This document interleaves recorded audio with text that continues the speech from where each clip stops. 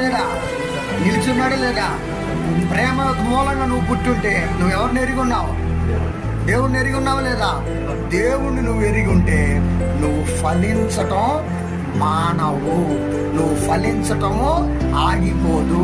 నువ్వు ఫలించటము, నువ్వు దేవుని కొరకు బ్రతకటంలో సాతాను కాదు కదా, మూకముడిగా లోకమే నీ వైపుకి దిగి వచ్చిన విశ్వ సృష్టికర్త అయిన దేవుడు నీ పక్షాన నిలబడి ఆయన నీ పక్షమున నిలిచి నీతో యుద్ధము చేయవారితో ఆయన యుద్ధం చేయ మొదలు పెడతాను అంటున్నాడు.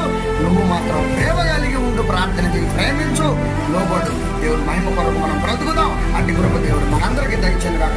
తల్లవంచండి, ప్రార్థన చేసుకుందాం. హల్లెలూయా, హల్లెలూయా. ఒక్క నిమిషం ప్రార్థన చేసుకుందాం. ఇలా ఒక్క నిమిషం ప్రార్థన చేసుకుందాం. దైవజనులను రమ్మండి, అక్కడ ప్రార్థన చేసుకుందాం.